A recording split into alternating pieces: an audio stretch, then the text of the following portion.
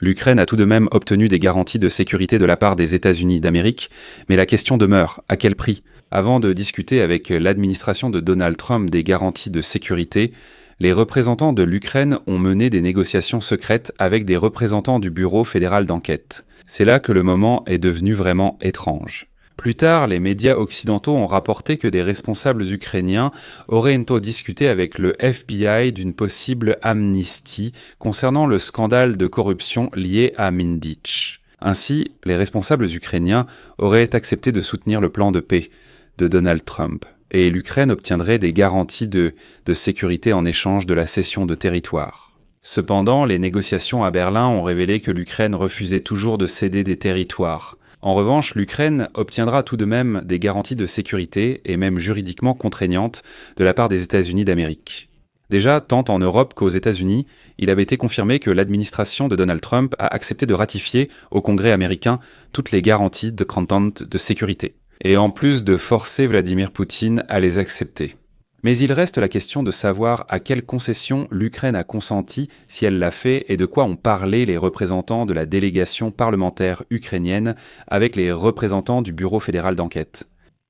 Je m'appelle Alexei Pitchi, discutons ensemble en détail de ce sujet. Mais avant de commencer cet épisode, je vous demande de vous abonner à la chaîne, de mettre un like et d'écrire n'importe quel commentaire sous cet épisode. De plus, abonnez-vous à ma chaîne Telegram Pitchi News. Le lien se trouve dans la description de cette vidéo. Là-bas, nous publions des actualités en temps réel dès qu'elles arrivent. Avant de commencer la partie principale de cet épisode, je voudrais vous parler des garanties de sécurité européennes, qui ont été publiées après l'enregistrement de cette vidéo.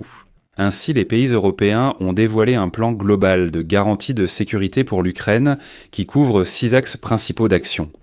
Le premier est le soutien militaire permanent à l'Ukraine. Les forces armées ukrainiennes comptent jusqu'à 800 000 militaires en temps de paix pour dissuader l'agression et protéger le territoire. Le deuxième point, une force multinationale ukrainienne sous la direction de l'Europe est créée dans le cadre de la coalition résolue avec le soutien des États-Unis pour la reconstruction des forces armées.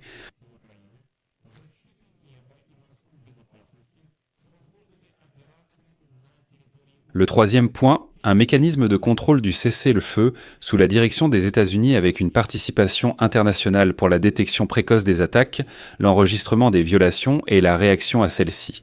Le quatrième point, des garanties de sécurité juridiquement contraignantes en cas de nouvelle attaque, prévoyant une réponse obligatoire par des moyens militaires, de renseignement, économiques et diplomatiques. Cinquième point. Investissement pour reconstruire l'Ukraine, financement, accord commercial et compensation des pertes par la Russie. Les avoirs russes dans l'Union européenne restent gelés tant que Moscou n'aura pas versé toutes les réparations à l'Ukraine. Et enfin, le sixième point concerne le soutien à l'adhésion de l'Ukraine à l'Union européenne. Dans l'ensemble, les garanties de sécurité offertes par l'Europe semblent assez solides. Ajoutons à cela que Donald Trump a accepté de faire ratifier ces garanties de sécurité au Congrès des États-Unis d'Amérique. Passons maintenant à la partie principale de cette émission. Parce que derrière l'obtention de telles garanties de sécurité, il y a quelque chose qui se cache, quelque chose qui, vous savez, pourrait tous nous surprendre, mais allons-y dans l'ordre. Donald, alors je vais commencer par les toutes dernières nouvelles. Voici la déclaration d'un responsable américain après les négociations Ukraine-États-Unis à Berlin. Donald Trump se concentre désormais sur l'arrêt de l'avancée russe vers l'ouest. Apparemment, c'est avec ses bonnes intentions que les États-Unis, poussent l'Ukraine à céder des territoires aux Russes. Un responsable de la Maison-Blanche a affirmé que les États-Unis pensent que la Russie acceptera des garanties de sécurité dans l'accord final. Donald Trump estime pouvoir obtenir de la Russie des garanties comparables à l'article 5 de la charte de l'OTAN. Trump est satisfait des résultats des négociations entre l'Ukraine et les États-Unis à Berlin et, selon le responsable, 90% des questions du plan de paix ont déjà été résolues, ce qui semble très amusant, car même avant Berlin, les 10% restants étaient déjà les plus difficiles. Mais il y a aussi un signal important. Un responsable de la Maison-Blanche a affirmé que la décision sur le territoire reviendra exclusivement à l'Ukraine. Et c'est après cela qu'on a appris que Donald Trump avait appelé Zelensky et les Européens pour discuter des négociations à Berlin entre les délégations ukrainiennes et américaines. Dans cet épisode, nous allons nous concentrer sur l'essence des négociations et certains aspects cachés.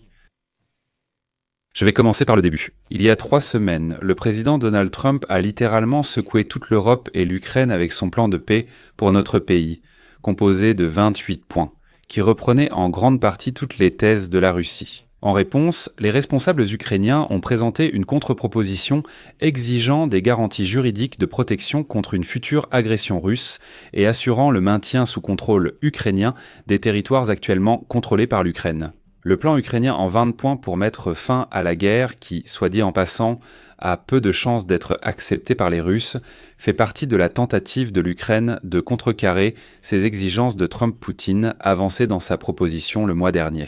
Il s'agit pour l'Ukraine de garantir la paix en cédant un territoire plus vaste que celui actuellement occupé par les Russes. Les dirigeants ukrainiens et européens déclarent là que cela humilierait l'Ukraine et, en même temps, récompenserait la Russie pour son agression. Au final, lors des négociations à Berlin, l'Ukraine a de nouveau confirmé qu'elle ne céderait aucun territoire aux Russes sans contrepartie. Mais qu'est-ce qui est encore important ? Volodymyr Zelensky a déclaré que la proposition ukrainienne se compose de 3 documents, dont l'un expose les plans de reconstruction du pays, et un autre qui oblige les États-Unis d'Amérique et les pays européens à fournir une aide à l'Ukraine en cas de nouvelle attaque des Russes.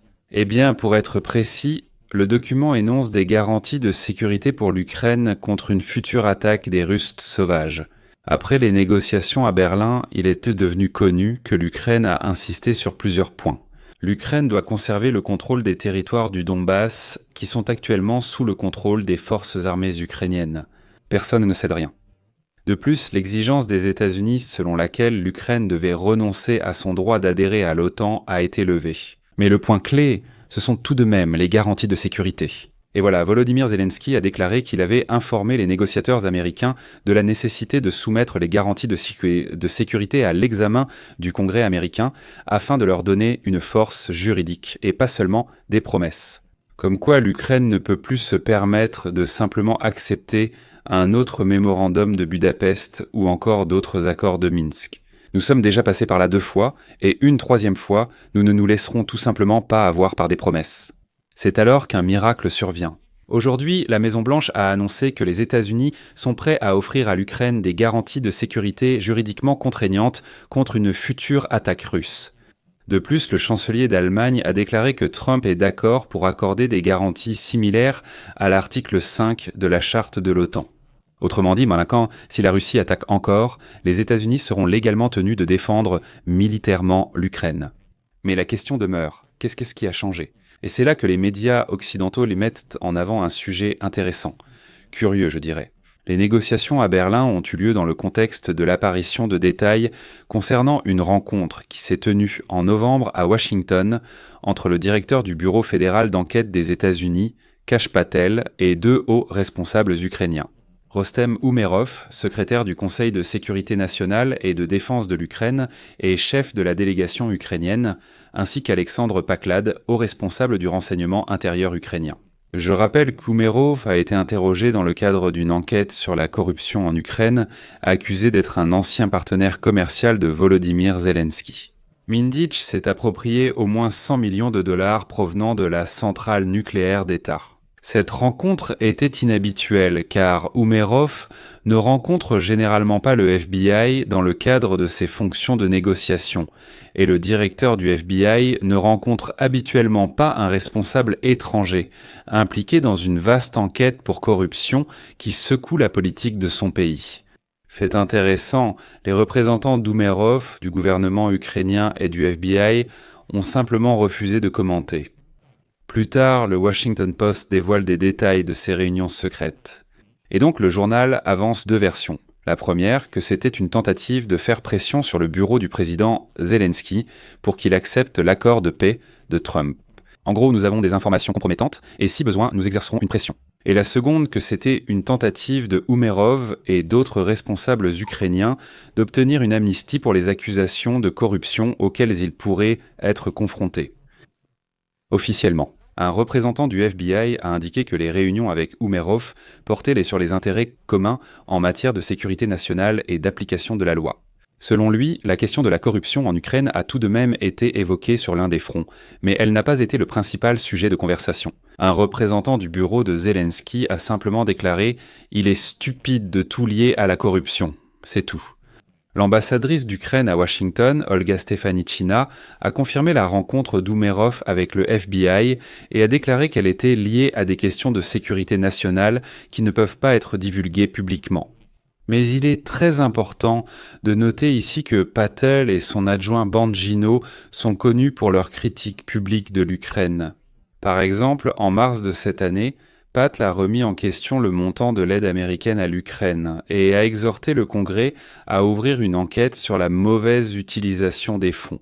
Bangino a accusé Zelensky de couvrir Hunter Biden, qui faisait partie du conseil d'administration de la société gazière ukrainienne Burisma, lorsque Trump a lancé une enquête contre lui. Il n'a pas répondu à la convocation et Zelensky a refusé de témoigner contre Hunter et il a bloqué l'aide militaire de 400 millions de dollars. Pour être juste, Patel a oublié que Vladimir Zelensky a également refusé de témoigner contre Donald Trump lorsque les démocrates lançaient donc déjà la procédure de destitution contre lui. Du politique numérique, d'ailleurs, Zelensky a refusé d'y participer. Il coopère avec le Bureau national anticorruption d'Ukraine, Bureau national anticorruption d'Ukraine, pour aider l'Ukraine à faire face aux conséquences de la corruption, qui remontent encore à l'époque soviétique. Mais des rencontres de haut niveau entre les chefs du FBI et la délégation de négociation ukrainienne sont plutôt inhabituelles. C'est pourquoi, vous savez, je suppose simplement qu'à l'avenir nous pourrions apprendre des détails très intéressants sur les coulisses de ces négociations de paix. Je vais mettre des points de suspension ici. Donnez votre avis, vos conclusions dans les commentaires sous cette vidéo, abonnez-vous à la chaîne et cliquez sur la cloche. Si cet épisode vous a intéressé et que vous en avez tiré des informations utiles, vous pouvez remercier notre travail par un don ou un abonnement payant à cette chaîne YouTube. Toutes les coordonnées Autoveni et les liens se trouvent dans la description de cette vidéo. Il est écrit là-bas « Soutenir la chaîne Alexei Petchii ». Choisissez le format qui vous convient le mieux. Je serai reconnaissant pour toute possibilité, pour votre soutien. C'est tout pour aujourd'hui. Prenez soin de vous. Au revoir à tous.